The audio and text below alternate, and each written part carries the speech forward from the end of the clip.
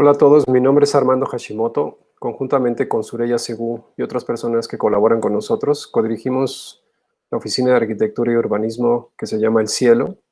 Hoy preparé para ustedes una presentación con proyectos nuestros seleccionados para reflexionar un poco sobre el campo de la arquitectura y sobre lo que el futuro próximo nos depara, con el objeto de entrever qué transformaciones en nuestro quehacer tendríamos que estar haciendo el día de hoy.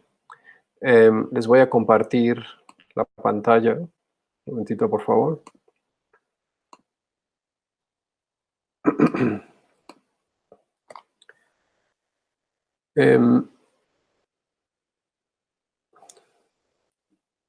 La presentación estará estructurada de esta manera, para que vayamos teniendo un mapa de cómo va avanzando nuestra presentación. Primero que nada, querría tener un poco de contexto sobre algunas proyecciones que tenemos hacia adelante.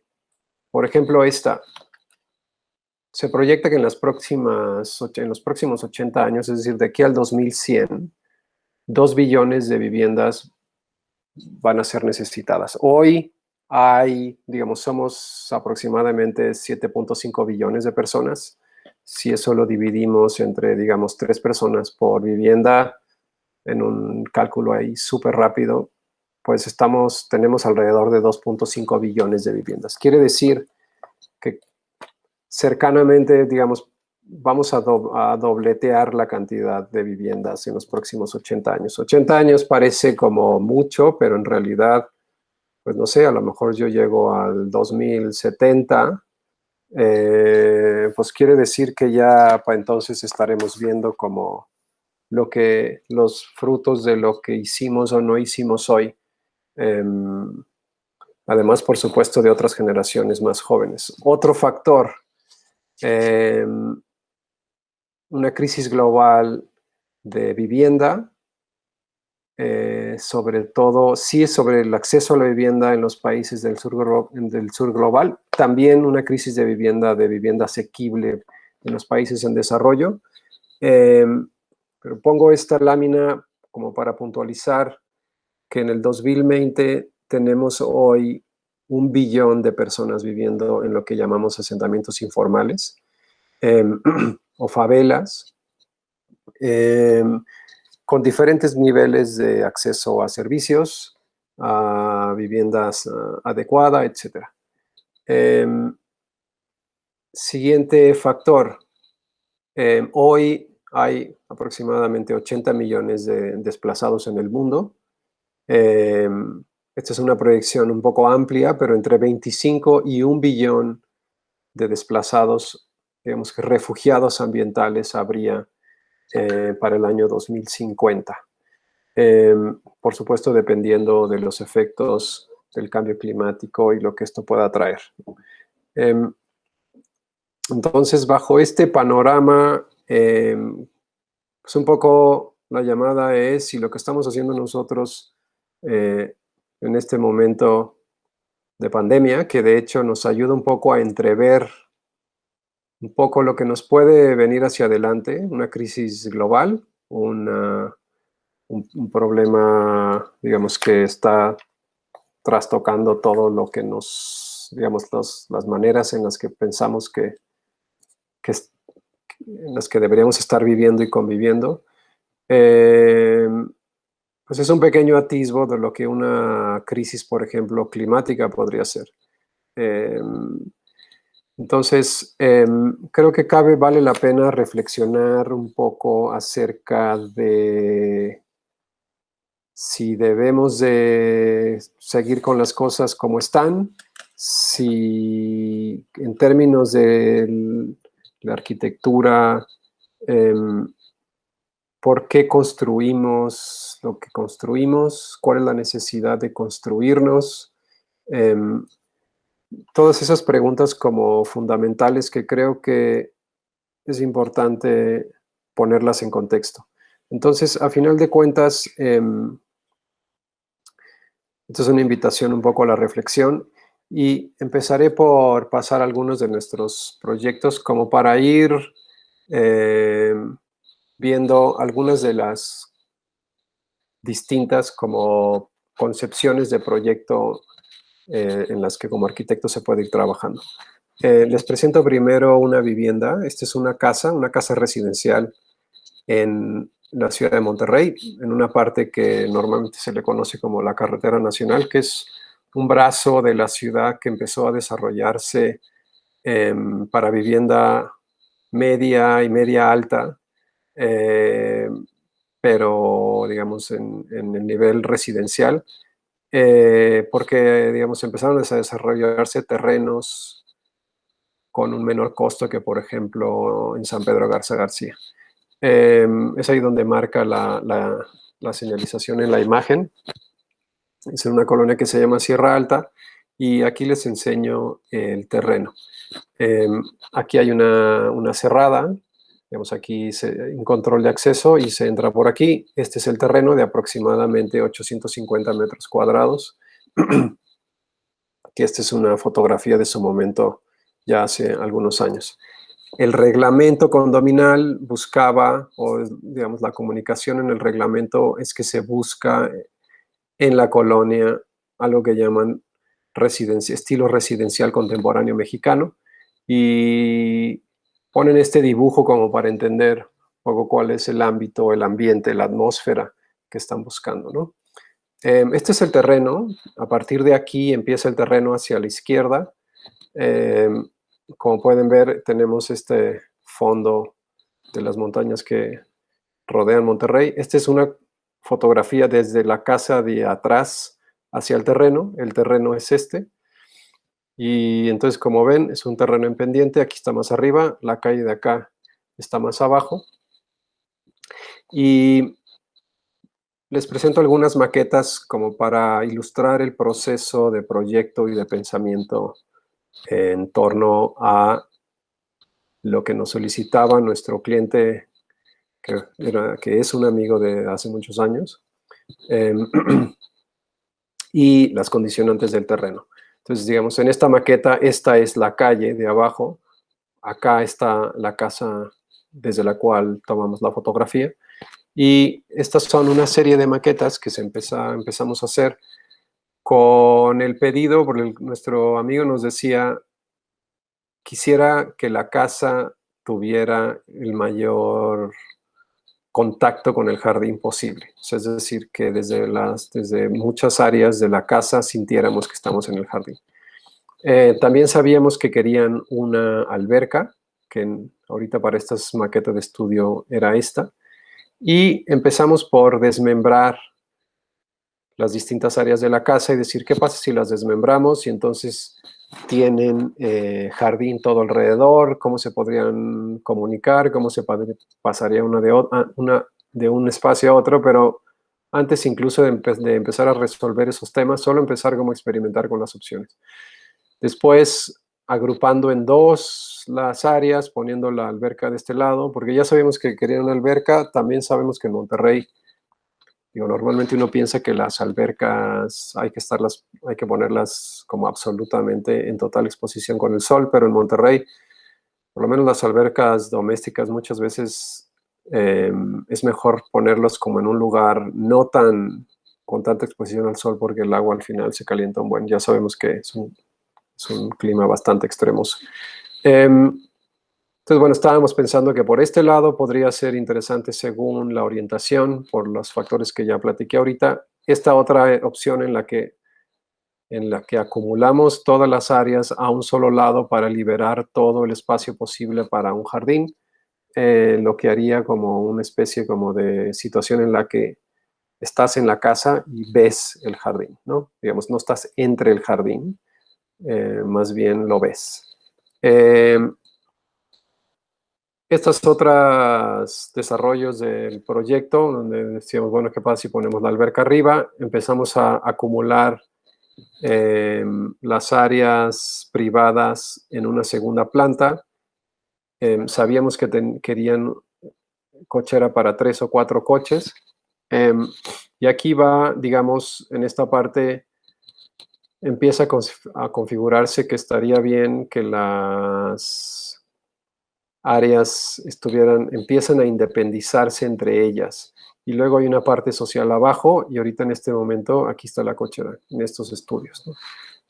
Siguiente serie de maquetas, en esta parte de aquí, en esta primera maqueta de esta serie, como les decía, se empiezan a independizar más los espacios de arriba, con la idea, un poco trayendo la idea de la primera maqueta en el sentido de, y si las áreas privadas están separadas, a lo mejor tienen mayor contacto con el medio ambiente o algunas terrazas verdes o mayor asolamiento, etc.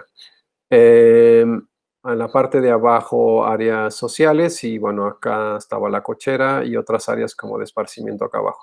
Sin embargo, teníamos el problema todavía de ver, ¿y qué pasa? O sea, ya en la realidad, ¿qué pasa si quieres ir de un cuarto al otro cuarto? Pues no hacía mucho sentido en este caso salir al exterior y volver a entrar al otro cuarto, ¿no? Entonces, por ahí nos empezamos a desviar con esa idea de ver, entonces si haces unas conexiones que están techadas, digamos, el esquema empieza a deformarse, estructuralmente, ¿qué haríamos? ¿Qué tan legibles serían las áreas en relación a digamos, los cuartos en relación con las áreas de circulación? Una desviación más con respecto a decir, bueno, ordenemos un poco más las áreas arriba y tengamos un volumen de circulación entre ellas. Visitamos también la idea de que, digamos, la iconografía típica de la casa, de ser un pentágono, podría ser una cosa interesante para esta vivienda. Y aquí empieza a configurarse un poco la dirección final, que es retomar las áreas de arriba como independientes y buscar cómo conectar entre ellas.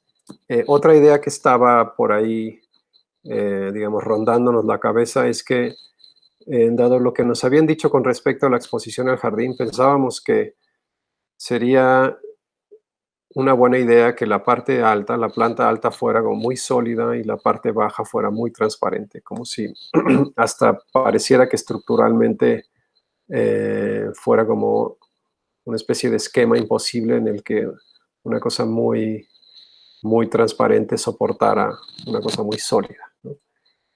Aquí tenemos una maqueta que marcó un momento importante en el proyecto, en el que, como les decía, tenemos las tres áreas, o sea, son tres habitaciones arriba conectados por un área de circulación. En las áreas sociales abajo había otras áreas de esparcimiento abajo, como un bar y un billar, una alberca que tenía un cristal por todo un costado, de manera que de ese bar y billar se podría ver hacia la alberca, la cochera de este lado y la entrada por acá. En la medida que fue evolucionando el proyecto, se le fueron agregando áreas y entonces en este momento hicimos el primer corte para hacer la primera aproximación con el presupuesto y claramente estaba significativamente arriba de lo que era el presupuesto. Entonces, dejamos de un lado el tema del sótano con las áreas de esparcimiento, porque la excavación es costosa, y aquí empieza a verse cómo el esquema ya empieza a tomar forma y muy similar a lo que quedó finalmente. Se cambió la cochera para este lado, una serie de, digamos, ya teniendo la claridad de que por ahí sería la dirección de la idea del proyecto, entonces ya a partir de ahí una serie de exploraciones con respecto a perforaciones abiertos y cerrados y pequeñas deformaciones para entradas de luz, vistas, etcétera, del mismo esquema. Finalmente, este es el esquema que termina quedando. Esta es una planta, esta es la planta baja. Es un diagrama esquemático que quiere comunicar que al final termina quedando un esquema no jerárquico espacial, en el sentido de que los muros y los vanos son casi del mismo, como de las mismas dimensiones. Y entonces caminar por aquí, por este espacio, es como estar caminando digamos, como en la primera planta de un castillo de naipes, en donde hay un área abierta importante y luego un área cerrada importante. En la segunda planta, si esto que acabamos de ver fuera este esquema, que es la planta baja, en la planta alta sucede lo contrario, que quiere decir donde hay apertura, está cerrado en la segunda planta, está cerrado en la en la planta baja, está abierto en la planta alta. Y tenemos entonces este esquema en elevación, que como decíamos es como un castillo de naipes, que a la vez coincide con el esquema estructural, que es para tener espacios libres adentro, la carga baja por estos muros que siempre son estructurales. Esto nos da también una multidireccionalidad del esquema, es decir, no, digamos, el espacio no tiene una dirección clara en el sentido de decir, como si estuviéramos en un rectángulo y entonces hay una ventana al final y, digamos, la vista se dirige hacia allá. Estamos, como decíamos, en un lugar más o menos no jerárquico en la planta baja, con lo cual el jardín de alrededor participa de todos lados con la misma importancia. Y esto se ve aquí, esto es un diagrama digamos, de la superficie de la casa desdoblada, en donde podemos, digamos, este esquema ilustra la cantidad de presencia del parque, o sea, del jardín que está alrededor de la casa. Esta es la maqueta final. Entonces, aquí queda la cochera, una terraza verde encima. Por aquí entramos por una rampa. La idea del cristal largo en la alberca se elimina por costo, como dijimos, pero queda este cristal en la parte corta, que se ve cuando uno va pasando por la rampa, se entra por este túnel, se llega por acá y se sube una escalera a la vivienda. Como ven, la vivienda es grandes vanos, plano cerrado, grandes vanos, plano cerrado, etc. Aquí hay una terraza verde también sobre el comedor, las 3 habitaciones. La familia nos hablaba de que había como una intención de, digamos, les gusta tener reuniones, fiestas, etcétera, y entonces al abrir, este esquema permite que al abrir aquí, aquí, aquí, con puertas corredizas, todo el jardín, digamos, todo se vuelve el mismo espacio. Uno puede estar comiendo acá, sale al jardín, entra por acá, sale a la alberca, entra al billar, sale por acá. Digamos, cuando todo está abierto, toda la parte del jardín y el interior empiezan a mezclarse. Esta es una vista de la parte de atrás, que también tiene un vano grande y un sólido, y este es el otro vano grande, etcétera, que ya habíamos platicado. Les explico un poco con las plantas. Entonces tenemos la calle de abajo, la cochera, hay un cuarto de máquinas importante porque ellos estaban muy interesados en tecnologías que les ayudara a ahorrar energía. Una compañía muy buena de ingenieros que se llama BioE nos ayudó como con todo este tema. Entonces es un cuarto de máquinas pues, de 80 metros cuadrados aproximadamente. Hay una rampa por detrás para subir con el carrito del súper y llegar a la cocina. Se entra por aquí. A la rampa entramos en un túnel y después subimos hacia el interior de la casa. También hay una entrada por aquí, desde los coches directo para acá. En la planta baja, tenemos la llegada por la escalera, un espacio vestibular, sala, comedor, cocina abierta y el billar. Ellos también nos decían, hemos visto muchas casas en las que la sala y el comedor se utiliza una vez al año en Navidad y luego ahí se quedan. Queremos que todos nuestros espacios sean utilizados todos los días. Aquí es la sala, pero también es el cuarto de tele. Hay una pantalla que baja por aquí y pues la comida y el comedor es el espacio que utilizan todo el tiempo. Por aquí o por acá se puede salir a la alberca. Baño de visitas, cuarto de servicio. Subiendo por la escalera llegamos a la recámara principal con su baño y su vestidor.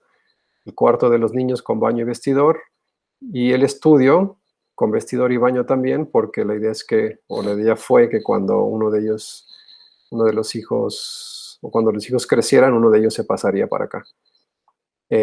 Desde la recámara principal hay acceso a la terraza verde, y también desde este estudio hay acceso a la terraza verde.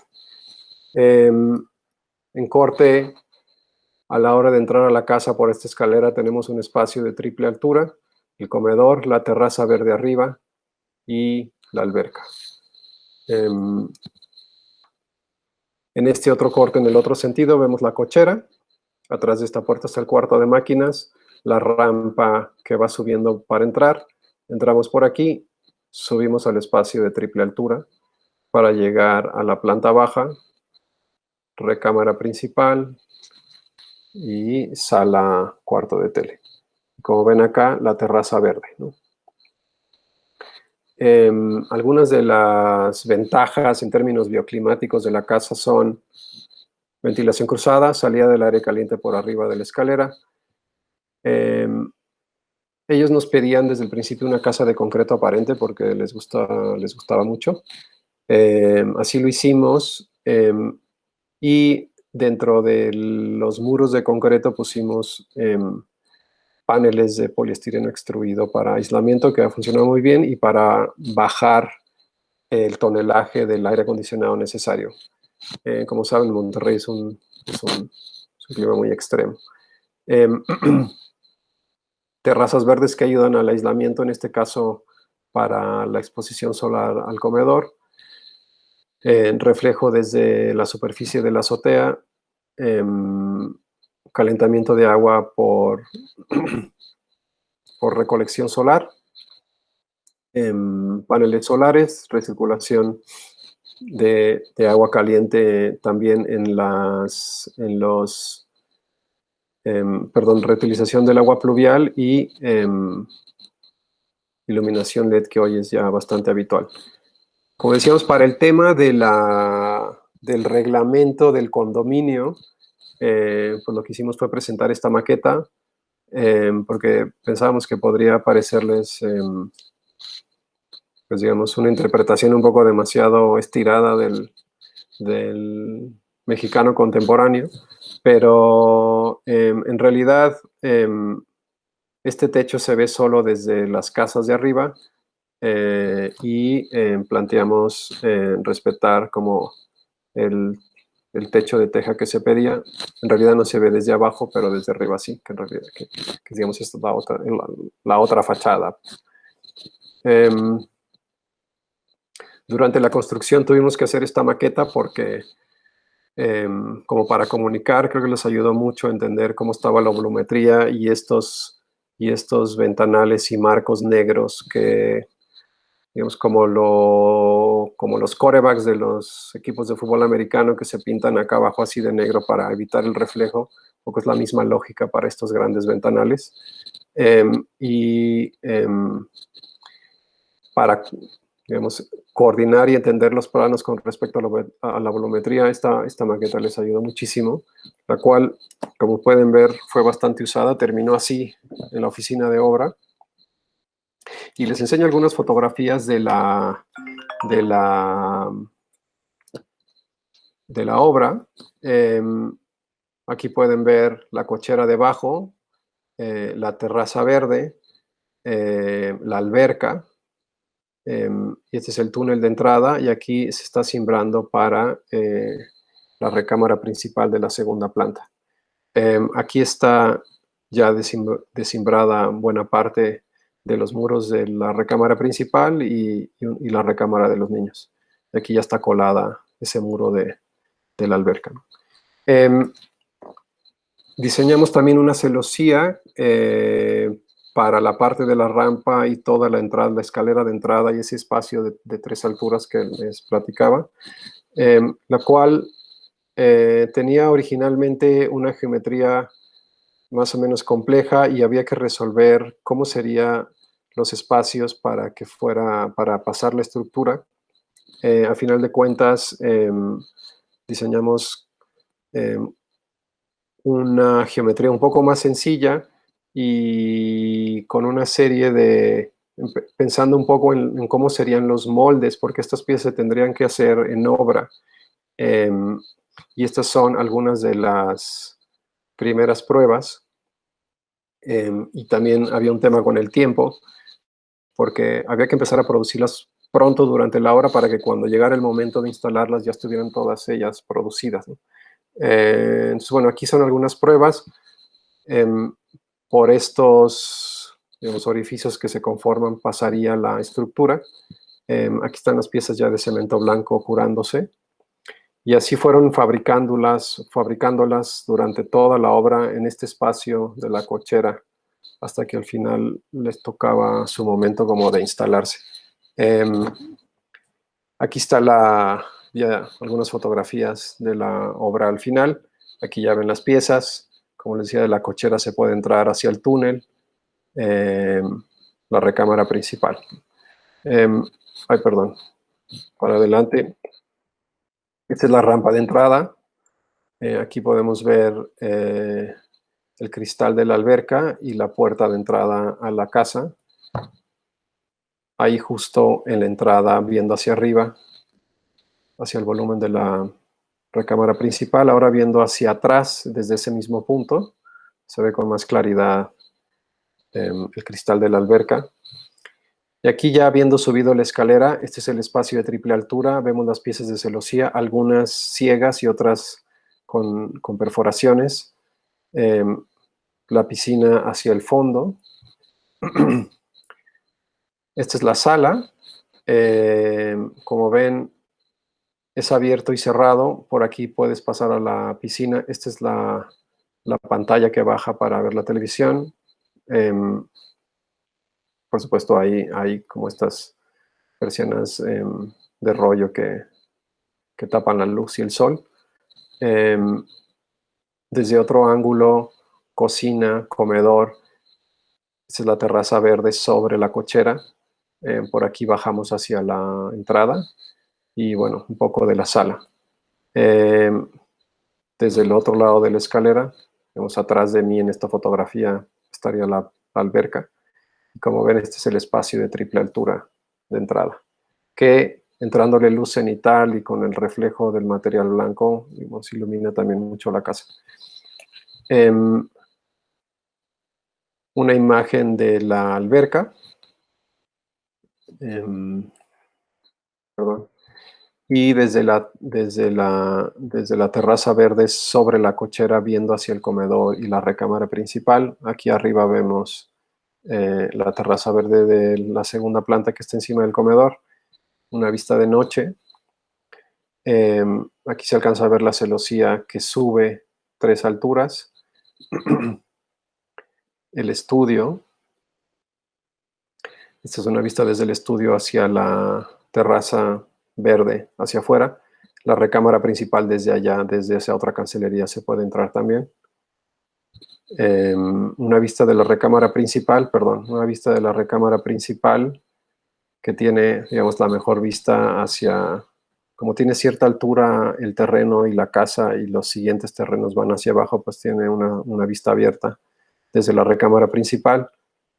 Y un escritorio en la recámara que tiene una ventana hacia el espacio de 3 alturas de la escalera. Esta es una vista general de la casa desde el otro lado de la alberca. Aquí está el billar, aquí está el cuarto de los niños y la recámara principal. Aquí se alcanza a ver la celosía a través, ¿no? Y finalmente algunas imágenes de conjunto de la casa. De hecho, estas recientemente las busqué. Y bueno, pueden ver un poco la relación entre la vivienda, el terreno de enfrente, la vista y las casas de alrededor. Nuestros amigos nos pedían desde el principio 2 cosas. Una, que les gustaría que la casa fuera publicada y afortunadamente lo pudimos hacer. Estuvo en varias exhibiciones y en algunas publicaciones. Y también la otra cosa que nos pedían es que querían que entrara al premio CEMEX, que también afortunadamente pudimos darles un premio con su casa, ¿no? Entonces, bueno, este proyecto lo pongo un poco para ver un proceso de proyecto, un proceso creativo, experimentación de ideas, etcétera, que solamente enseño la parte conceptual. Por supuesto, hay después una serie de dibujos de paquete de proyecto ejecutivo, cálculos estructurales, instalaciones, etcétera, etcétera, que es lo que en términos, digamos, generales uno pensaría que hoy es un proyecto arquitectónico ejecutivo completo, que lleva mucho tiempo, que lleva mucha experimentación, etcétera. Siguiente episodio o canal. En el 2013 nos invitan por separado, bueno, digamos, a los dos a participar, a entrar al Infonavit en un área a Surella para iniciar una nueva área de desarrollo urbano. En mi caso, para entrar a un área que se llamaba calidad de la vivienda. Pues siendo como algo tan importante para el país el tema de la vivienda social, y por un interés que teníamos desde antes y en el tema de la vivienda, y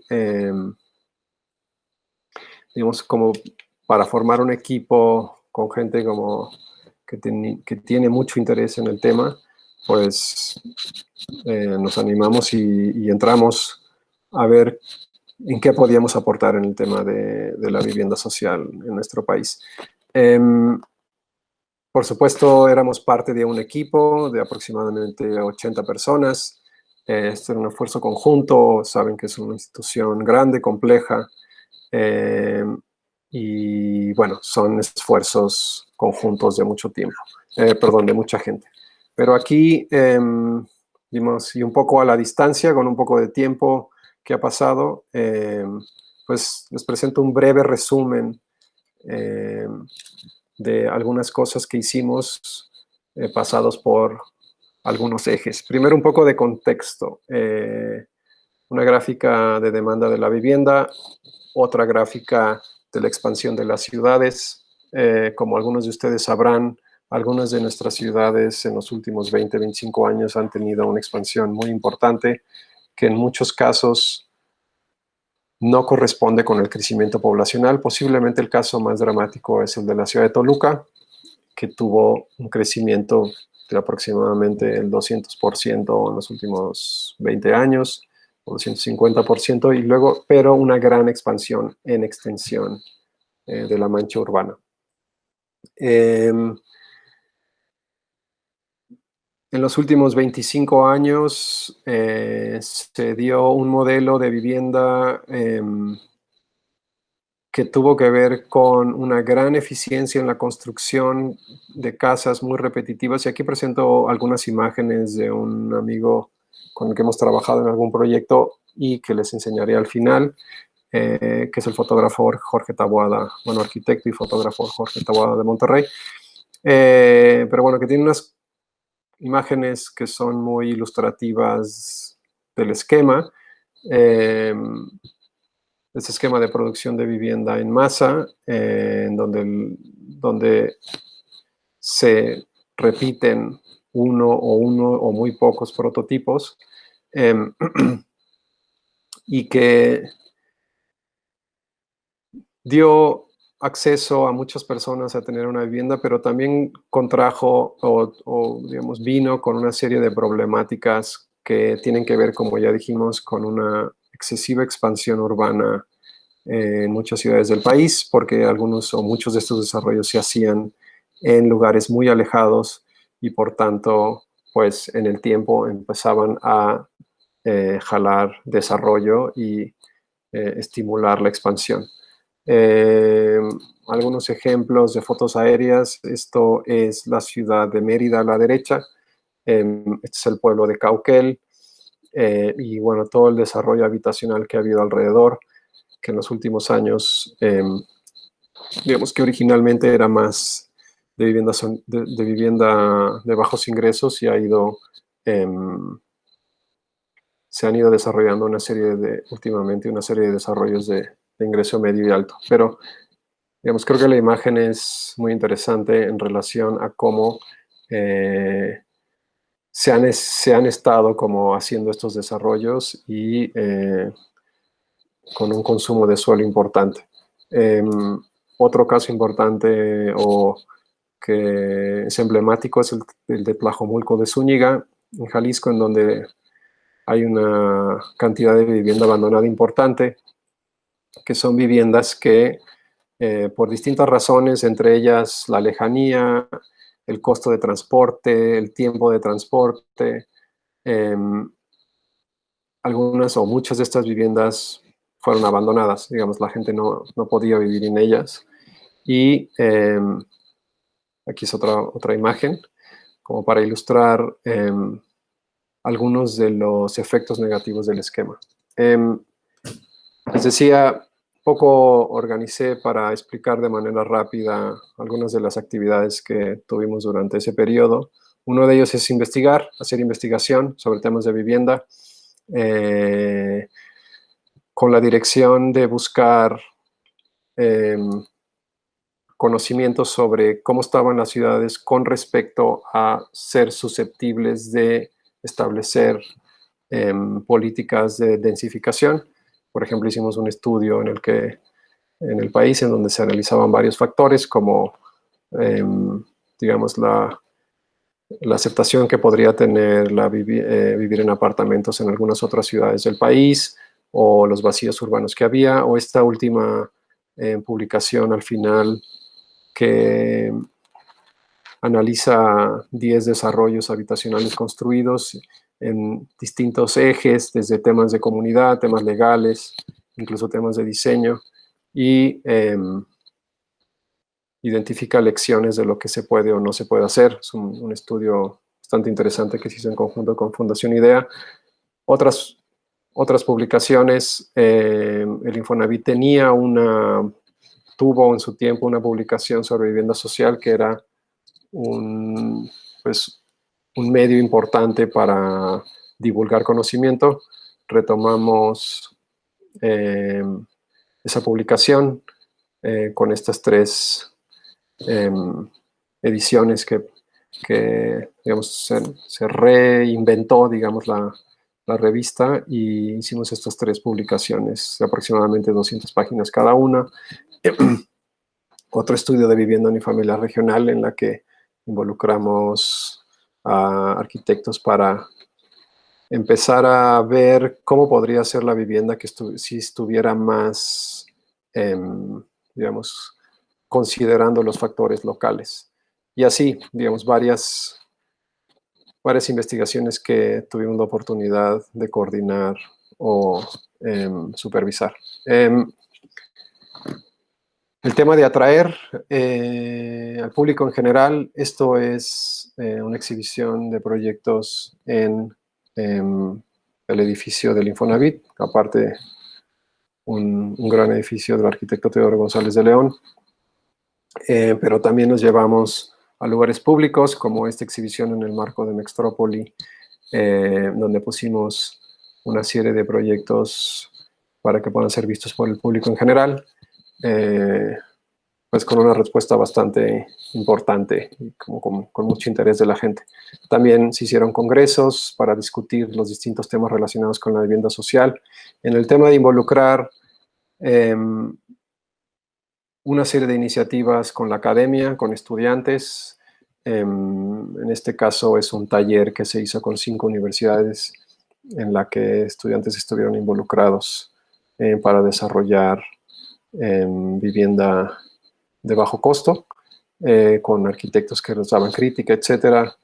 Una red nacional de universidades para temas de investigación sobre vivienda social. En el tema de regeneración hubo una serie de iniciativas que tuvieron que ver con el espacio público y comunidad. En este caso, algunas de las cosas que coordinó Surella, que son este programa que se llamó Pintemos México, en el que se buscaba involucrar a la gente para que tuviera incidencia en su entorno construido. Es un programa que es, digamos, de pintura, porque es una de las, digamos, una manera, digamos, rápida de involucrar personas y ver resultados. Fue un programa nacional. Este otro ejemplo, digo, aquí hay otro ejemplo. Otro programa que tuvo que ver con regeneración de espacio público en unidades habitacionales de la Ciudad de México, en donde también se involucraron algunos arquitectos. Otro ejemplo de este mismo programa, en donde, por ejemplo, había una sola escalera para subir una pendiente bastante importante, pero que se convirtió en más bien un recorrido de varios espacios con más facilidad para la gente que trae carriolas, etcétera, y básicamente un espacio público que, además de ser circulación, digamos, puede ser utilizado por la gente que vive alrededor, ¿no? Otro proyecto de regeneración urbana en Hidalgo, en donde en un desarrollo habitacional de vivienda unifamiliar se establece con muy bajo costo un proyecto de juegos infantiles y centro comunitario. Este es un ejemplo de uno de los desarrollos que tenía más vivienda abandonada y que se hizo un plan maestro, y que después, digamos, con un ingrediente muy importante de participación social, y que después de algunos años, este es un ejemplo de una parte de ese plan maestro, que es un espacio público en ese desarrollo, ¿no? En el tema de innovar, como les decía, hubo esta iniciativa en la que llamamos arquitectos para hacer estas viviendas con adaptación a los factores locales. Este es el proyecto que desarrolló el arquitecto Alberto Kalach, que después tuvo el interés de una desarrolladora, de la desarrolladora Ex de Hermosillo, y entonces ya, digamos, el proyecto empezó a transformarse ya con vistas de ser construido en uno de los terrenos que esta desarrolladora iba a desarrollar, y con la colaboración de las autoridades municipales, pues se consiguió hacer un esquema, un equipo importante, o muy, digamos, creo que puede ser una referencia en términos de cómo lograr innovación en una cosa digamos, que incluye instituciones, arquitectos, desarrolladores. Por ejemplo, en este caso, pues es una calle que es más angosta de lo normal, que no tiene banquetas, que el municipio, considerándolo como un proyecto piloto, fue capaz de hacer las aprobaciones necesarias para que esto pudiera suceder, de manera que digamos, los coches pasan muy de vez en cuando, y entonces pues ese espacio se puede usar para otra cosa mientras no hay coches, o cosas sencillas como esta iluminación que está debajo de los árboles en vez de arriba de los árboles, pues se requiere de un permiso, porque normalmente habría que ponerlas acá arriba, básicamente dando sombra a este espacio. Pero creo que en ese esquema de colaboración fue importante como ver varios, digamos, cómo iban confluyendo los intereses para que se pudiera hacer innovación en un proyecto de vivienda social que tuvo como resultado también un buen comportamiento bioclimático. En Hermosillo, como saben, pues en tiempo de calor hace mucho calor. Un esquema de medios niveles que hace como que se sienta más amplitud. En la planta baja hay una altura considerable, hay una ventilación aquí arriba, de manera que hay más ventilación, y aparte, digamos, se siente como más amplitud por la transparencia también con el patio posterior, y se pudo también dar más área con un costo comparable. En términos de medir también, este es un índice de deterioro habitacional con el cual el objeto fue poder tener alertas de deterioros en desarrollos para tomar, digamos, las acciones que fueran necesarias en términos de regeneración. Entonces, digamos, también la medición fue parte importante. Con eso cierro ese otro episodio del tiempo que estuvimos colaborando en Infonavit. Paso a lo siguiente, a un proyecto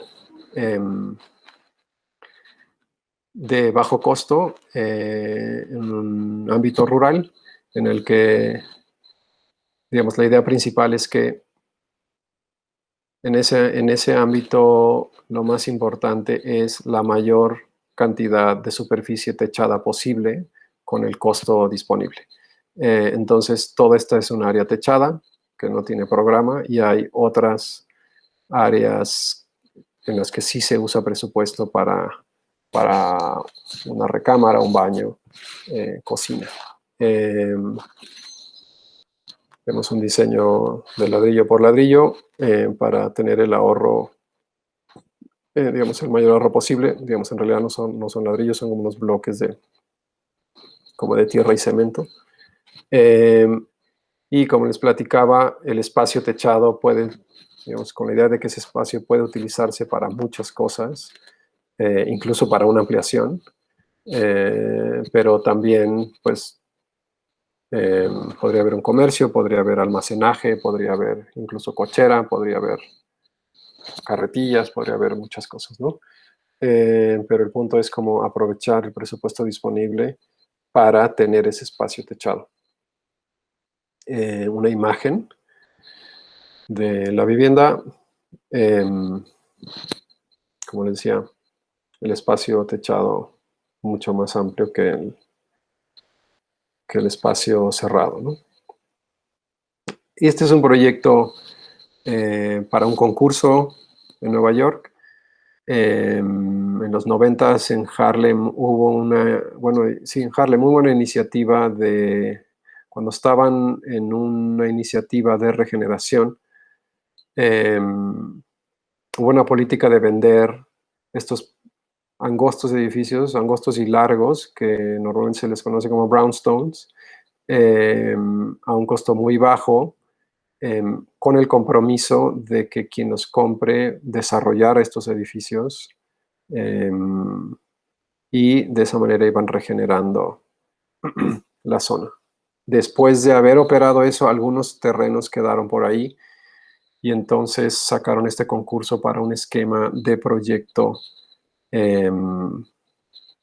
flexible en el cual el esquema pudiera ser utilizado para, digamos, adaptado a otras opciones de terreno. En nuestro caso, es una estructura modular de madera que también funge como estructura y en la que todas las áreas se pueden como pensar como cubitos independientes que interactúan con esa estructura, pero que todo el esquema se adapta a los distintos tipos de terreno y precisamente como se pedía, no tienes que pensar 4, 5, 6 proyectos independientes, sino adaptaciones del mismo esquema. Por ejemplo, aquí hay 4 ejemplos de terreno. Y esta es una imagen, como decía, estos son como las repeticiones de brownstones y esta es como la inserción de nuestro proyecto, que también con la idea de no utilizar mucho presupuesto en acabados, se utiliza este esquema de material de madera que también puede quedar, digamos, sin acabado.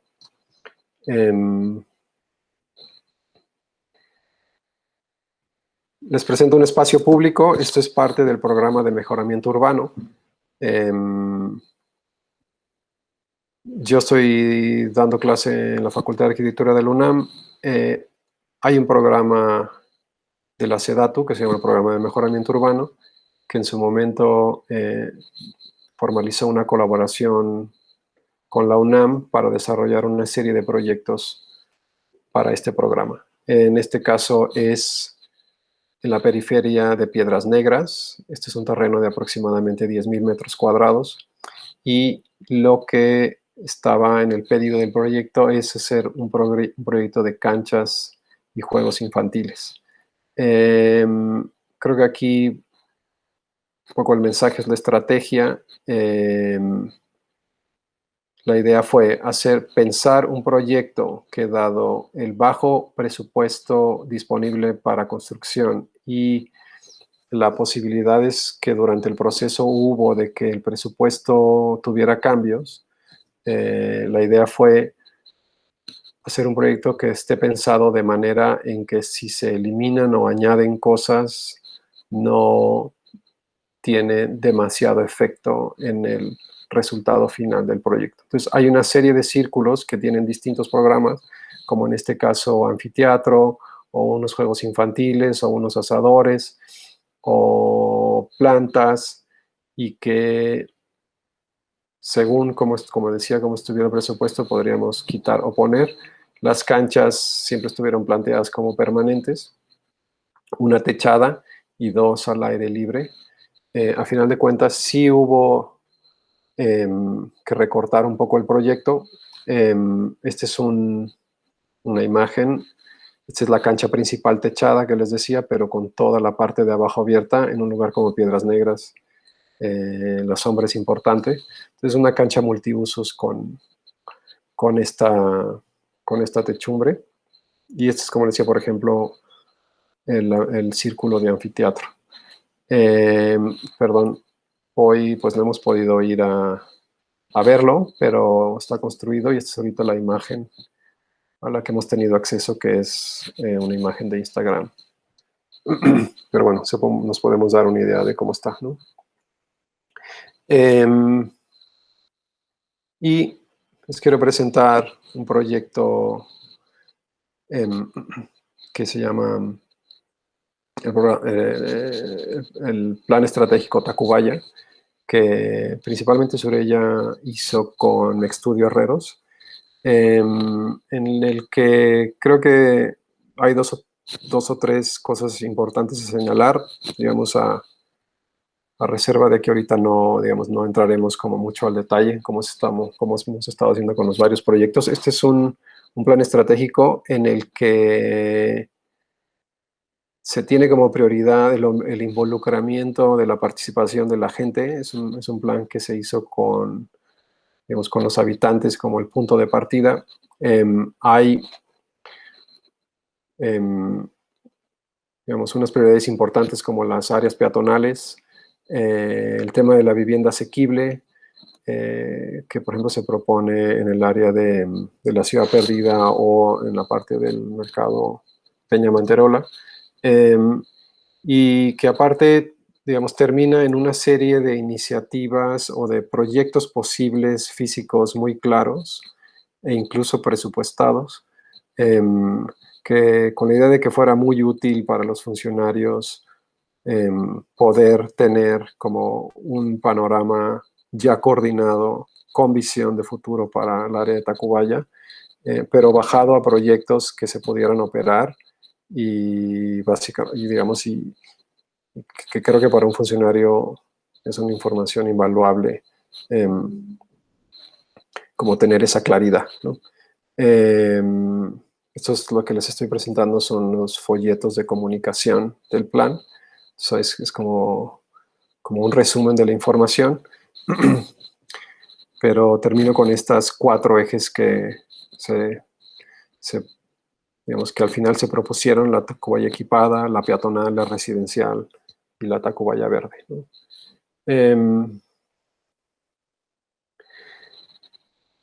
Penúltima parte es el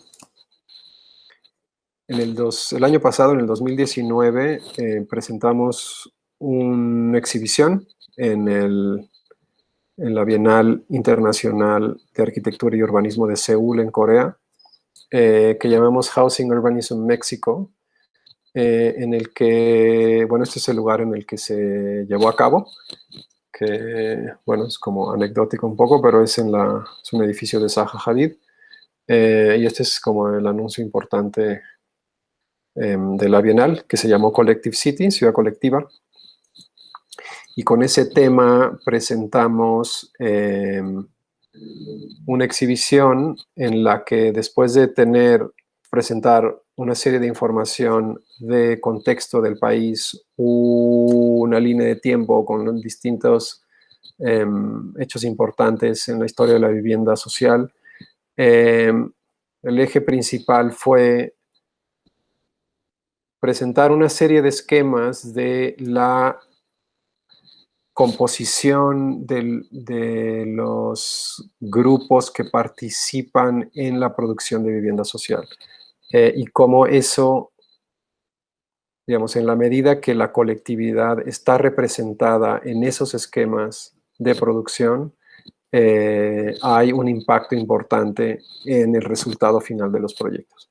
En primera instancia, la colectividad representada a través del gobierno, en segunda instancia a través de las organizaciones laborales, digamos de los 70 a los 90, al 70 al 90, digamos, y el esquema en el que en realidad la colectividad está más diluida y es más bien individual, es individuo por individuo, y el desarrollador es el organizador, digamos, principal de los esquemas físicos, proyectos,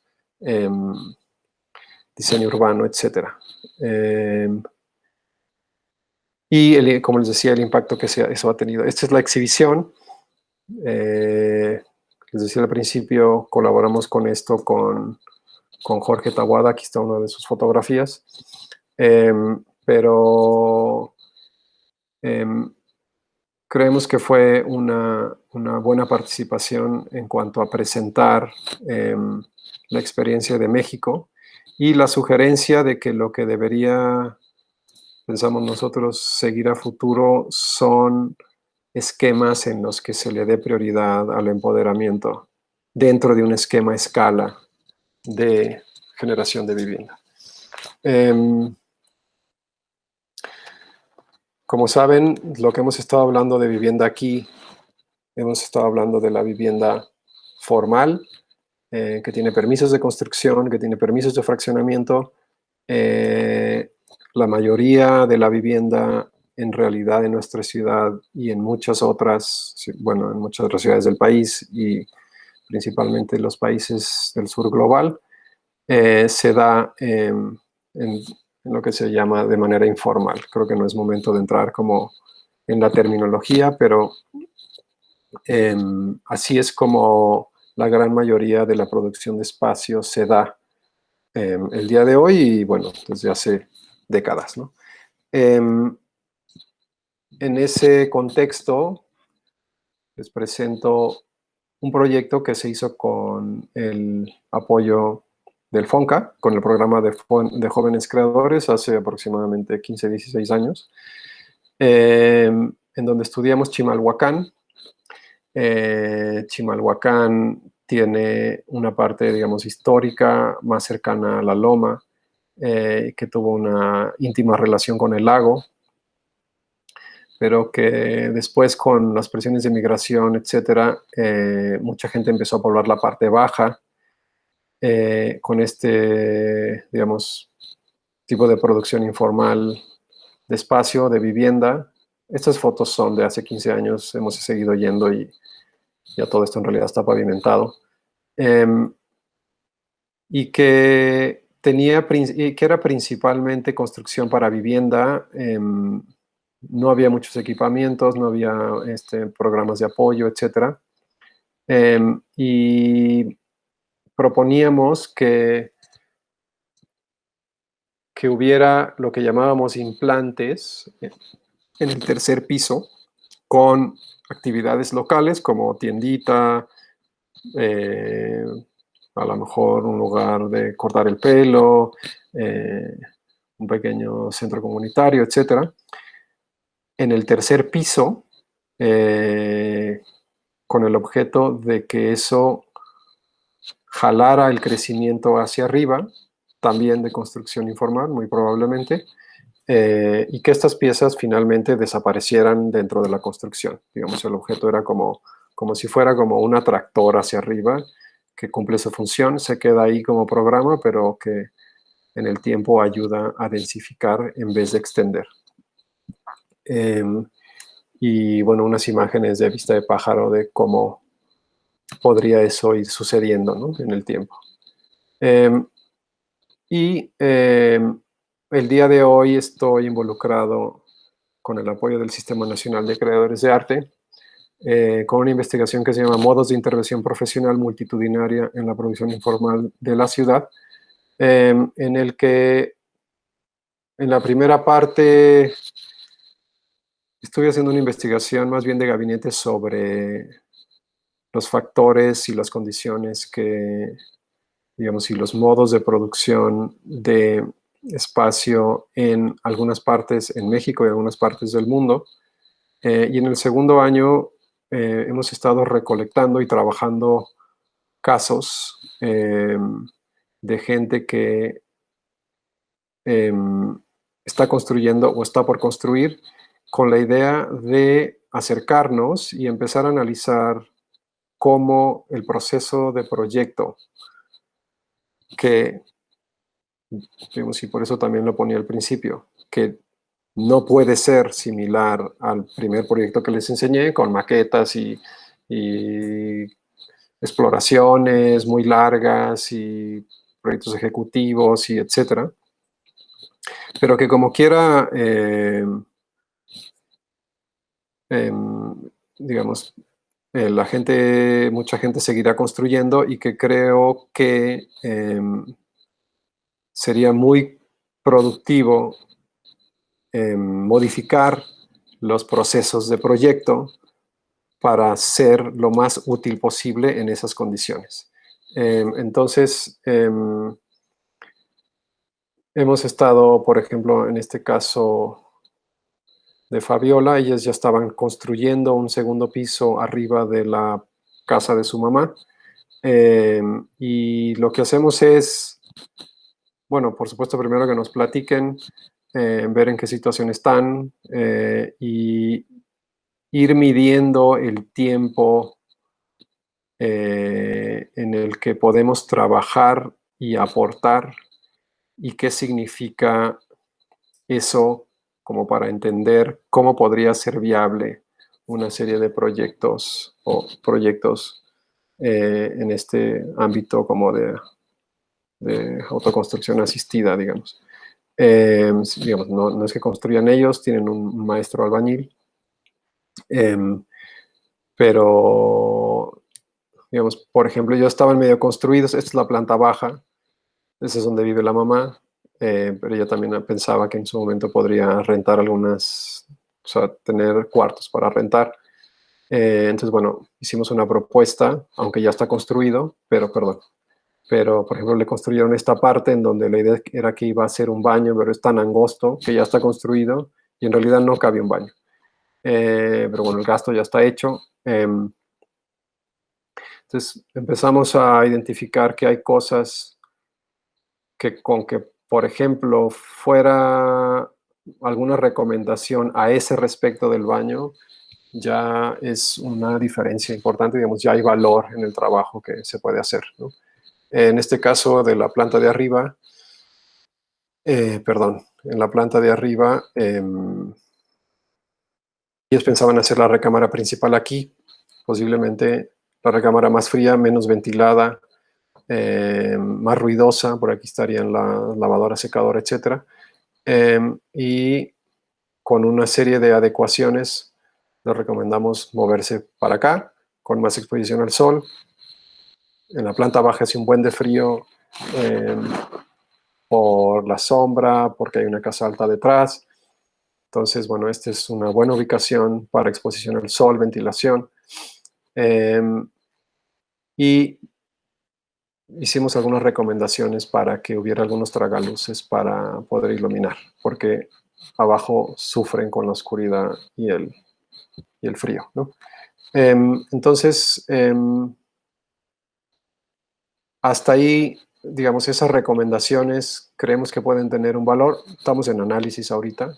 Esto se ha seguido construyendo, pero pensamos que a lo mejor deberíamos encontrar maneras o protocolos con más flexibilidad para poder intervenir o participar en estas construcciones o en estas iniciativas para construirse su vivienda o ampliar su vivienda, de manera que se agregue valor.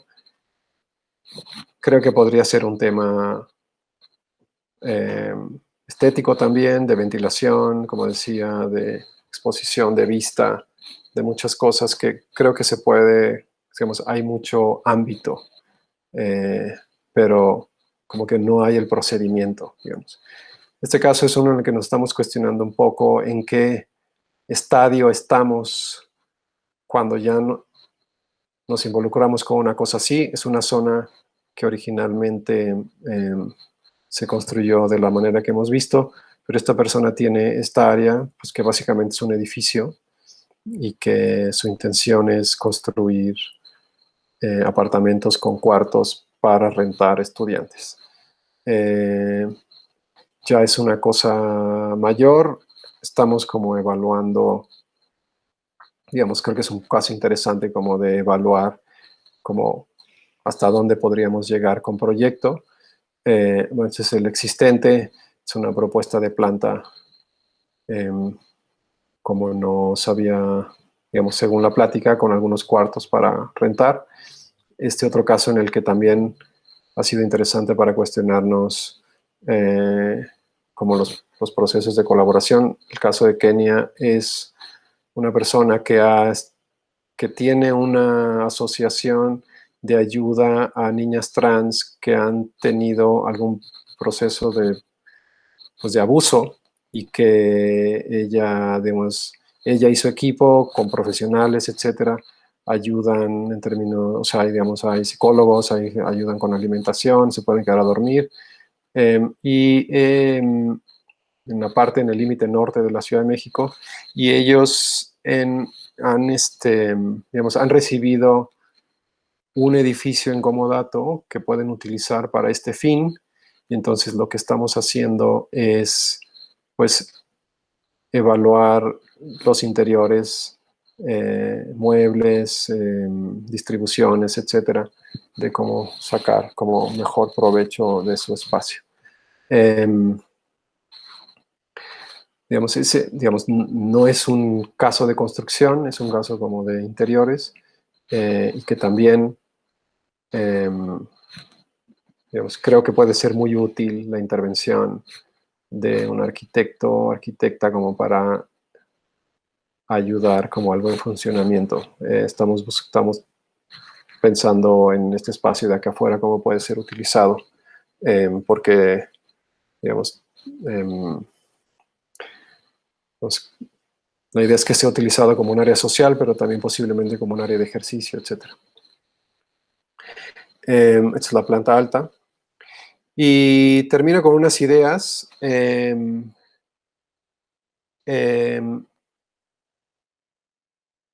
que serían, digamos, son unas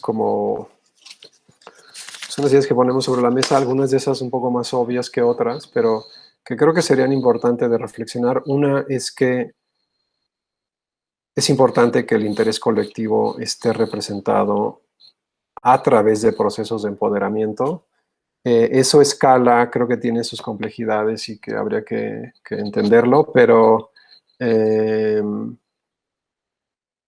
creo que eso ayudaría a encontrar esquemas plurales de diferenciación eh, que harían como más, eh, digamos, como llegar a un esquema de producción de espacio y de vivienda y de espacio público, etcétera,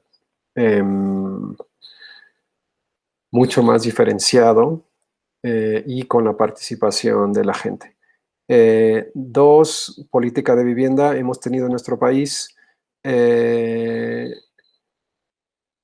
Creemos que es muy importante que esté coordinado con una política de suelo, que esté coordinado con el desarrollo territorial en las distintas ciudades. Muchas veces no sucede y entonces, digamos, creo que es una cosa que conceptualmente todos tenemos claro, pero que hay grandes retos de coordinación. Lo que nos lleva a lo siguiente, que es implementar y operar. Creo que las intenciones están claras, creo que en general sabemos qué es lo que hay que hacer. Los problemas están en la coordinación, en la implementación, en la operación, en la evaluación y en volver digamos, reexperimentar procesos mejorados. 4, la innovación a gran escala sí es posible, hay que hacerlo gradualmente, de manera que una implementación total que se encuentre con algún problema no implique una cancelación de la iniciativa de innovación,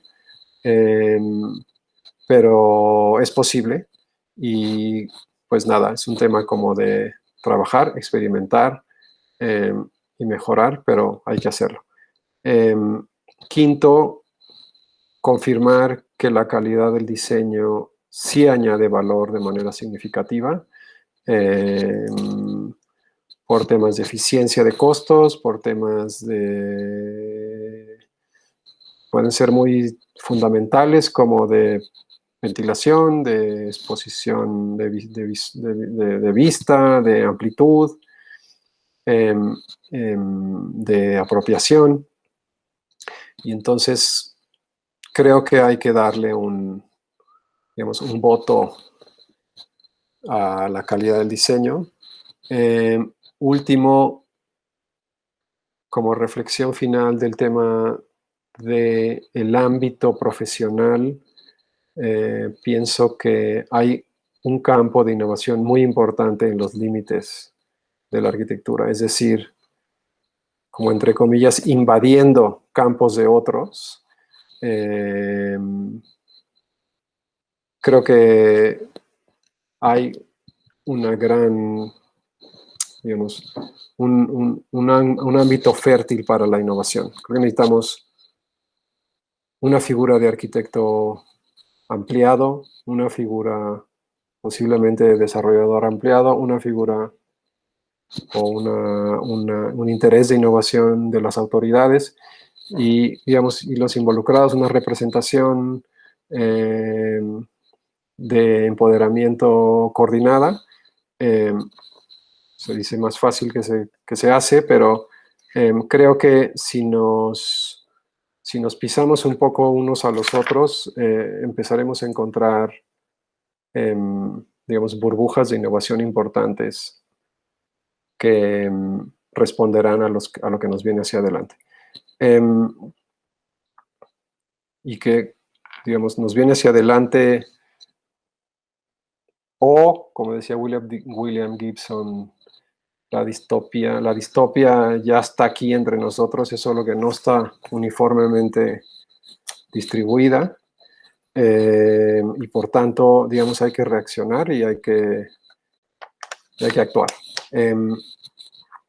Termino he estado leyendo últimamente un libro que se llama Arquitectura y Política de José María Montaner y Zaida Muxi, y termino con una cita de ese libro en el que dice: se trata de construir un nuevo pensamiento que interprete que detrás del mundo de las formas existen implicaciones sociales y éticas. Cada posición formal remite a una concepción del mundo, del tiempo y del sujeto. Y con eso termino. Muchísimas gracias.